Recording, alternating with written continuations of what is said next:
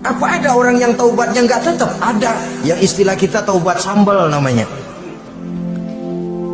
Kalau dia makan sambal kepedesan, taubat makan sambal. Besok mau makan kagak ada sambal, ngomel. Mana sambal? Kemarin udah taubat, sekarang mana sambal?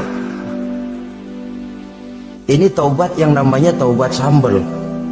Istighfar, istighfar, nyolong lagi, istighfar lagi, besok nyolong lagi, istighfar lagi. Itu taubat yang tidak tetap namanya. Allah Maha Pengasih dan Penyayang dengan segala kebesarannya. Ia akan memaafkan segala perbuatan yang bersifat salah dari hamba-hambanya. Cuma manusia kadang-kadang yang tidak mau memaafkan dirinya sendiri. Amat dungu manusia macam ini, membiarkan dirinya hanyut berlarut dalam lembah dosa, sementara dia diberikan umur tidak digunakannya untuk bertobat. Innallaha yaqbalu taubatal abdi ma lam yugharghir. Allah senantiasa akan menerima taubat seorang hamba sepanjang nafasnya belum sampai di tenggorokan. Kalau nafas sudah sampai di tenggorokan baru berniat taubat, kasih terlambat. Kayak Fir'aun. Fir'aun itu begitu ditenggelamkan di lautan merah, udah cengap-cengap mau mampus, baru ngomong dalam sekaratnya, amantu bi Rabbi Musa wa Harun. Kalau begini mah saya juga percaya sama Tuhannya Musa. Udah sekarat baru mau taubat, malaikat maut gemes banget dilelepin, mati.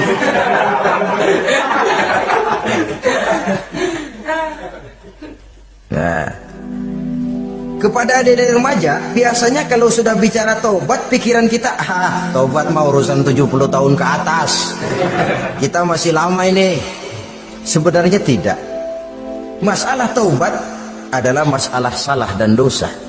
Masalah salah dan dosa adalah masalah manusia. Sejak dia akil balik sampai ajal datang merenggut nyawa. Hidup ini tidak selalu berjalan mulus. Hidup ini tidak selalu berjalan di atas kertas putih. Kadang kita tersilap, kadang kita tersalah, kadang situasi dan kondisi menyebabkan kita berbuat lain dari yang seharusnya. Itu kehidupan, silih berganti. Oleh karenanya pesan Nabi, wa atbi'i sayyi'atal hasanah, perbuatan salah ikuti dengan kebajikan, dosa iringi dengan taubat. Jangan nunggu, saya untuk taubat takut nanti bikin lagi. Nah, ini namanya punya harapan mau bikin lagi. Nanti aja dah kalau tua-tuaan. Saudara, kalau dosa itu ditumpuk, itu sama saja kotoran yang menodai hati. Kalau kotoran nggak rajin kita bersihin, dia akan berkarat. Dan kalau sudah berkarat, sudah sulit untuk dibersihkan. Itu makna ungkapan Imamul Ghazali, hati manusia sebening kaca. Lapisan dosa yang dia kerjakan adalah debu yang menutupi jernihnya kaca. Orang yang bersih dari dosa, dekat dengan Allah, hatinya jernih seperti kaca. Dari hati yang jernih, radarnya kontak kepada Allah. Sinyalnya nyambung channelnya itu. Getarannya hebat. Wajar kalau lalu dia bisa tahu apa yang besok akan terjadi. Diberitahu oleh Allah. Yang namanya ilmu laduni itu. Ilmu yang ditransfer langsung oleh Allah. Karena kebersihan hatinya. Mana ada orang nggak belajar bisa pinter. Iya, kalau hatinya butek emang nggak ada. Tapi kalau Allah mau berberangkat dari hati yang bersih, yang kontaknya nyambung kepada Allah, hati itu seperti kaca, kata Imam Ghazali. Dosa yang kita lakukan adalah debu. Kalau debu sedikit datang kita lap, datang lagi kita bersihin, datang lagi kita bersihin, insya Allah nggak sampai jadi noda di atas kaca itu. Tapi kalau nunggu debu itu sampai bertumpuk, besok aja ngelapnya dah, besok aja ngebersihinnya, bertumpuk dia, sulit membersihkannya. Walaupun kena, nodanya tentu tertinggal di atas kaca itu. Karena itu dalam kehidupan remaja misalnya, pemuda misalnya, kita tidak bisa menolak mode, tidak bisa menolak musim. Modenya disco, modenya breakdance, modenya joget, modenya jaipongan. Mode pada waktunya habis, ya habis. tapi bagaimanapun dia akan punya dampak, memberikan bekas dalam membentuk kepribadian. Dan ini efek yang tidak kita inginkan. Efeknya, bukan modanya itu. Jadi oleh karenanya saudara-saudara, masalah taubat bukan masalah 70 tahun ke atas, tapi masalah manusia sejak dia akil balik sampai ajal datang merenggut nyawa. Sepanjang nafas belum sampai di kerongkongan, Allah akan menerima taubat seorang hamba. Bahkan dalam hadis qudsi Allah menyatakan, "Lau amiltumul khotoya hatta mala'atis sama thumma nadimtum fataballahu alaikum." Kalaupun kamu berbuat dosa sampai penuh langit dengan dosamu, kemudian kamu bertaubat dan menyesal, Allah pasti akan menerima taubatmu. Jadi orang yang taubat dengan sebenarnya dan tetap dalam taubatnya, itu musuh iblis. Tapi orang yang taubatnya angin-anginan, iblis demen banget. Dari sembahyang, besok mabok, besoknya lagi nyolong, besoknya lagi zina, besok taubat lagi. Kata iblis, surat, iya lu gocet dah Tuhan.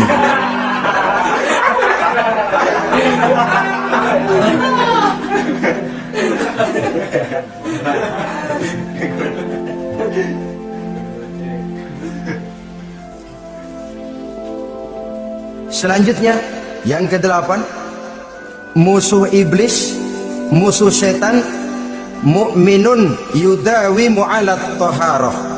Orang mukmin yang membiasakan diri selalu dalam keadaan bersuci, baik dari hadas kecil, lebih-lebih dari hadas besar. Wudu utamanya memang untuk sholat, tapi membiasakan wudu dalam kehidupan sangat baik sekali. Mau ke kantor wudu dulu, mau ke pasar wudu dulu, mau ngajar wudu dulu. Apa sebabnya?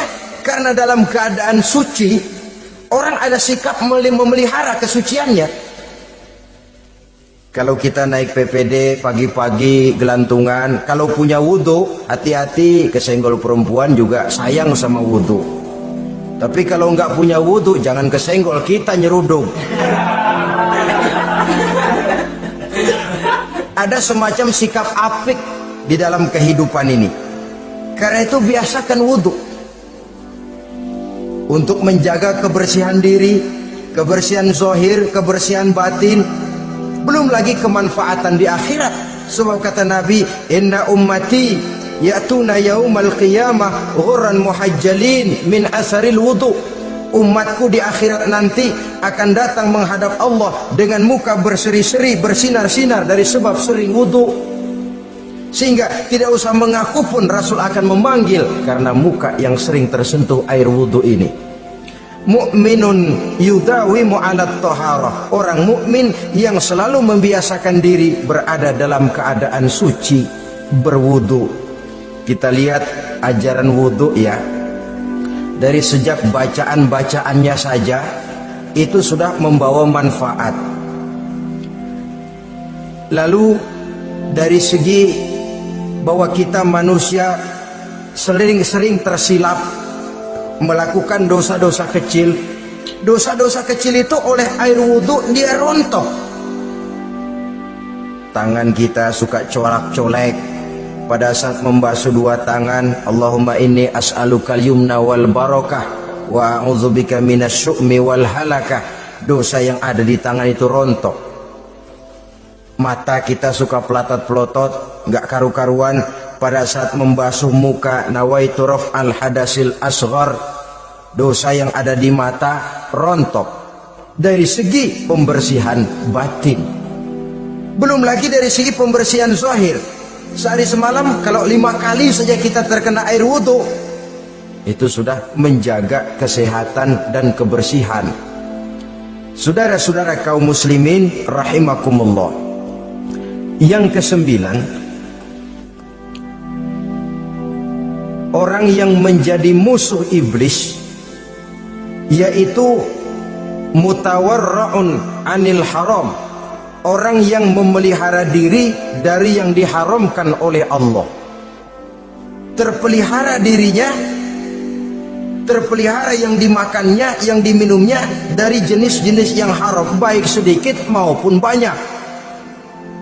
Jangan cuma teriak haram waktu sedikit, tapi giliran banyak halal.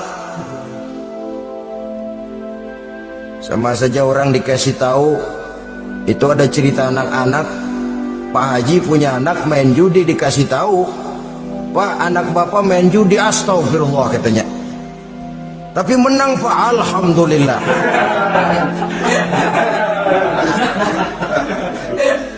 Ini kan sama saja, giliran sedikit dibilang haram karena dia nggak dapat jatah, begitu dapat banyak dan dia kecipratan jadi halal. Yang sedikit halal haram, banyaknya pun juga haram. Yang banyaknya haram, sedikitnya juga haram. Ada orang bilang minuman keras kalau nggak mabukkan nggak haram. Yang memabukkan banyaknya, sedikitnya tetap saja haram. Ma askaro kasiruhu faqaliluhu haramun. Apa yang banyak menyebabkan jadi mabuk, sedikitnya pun juga haram.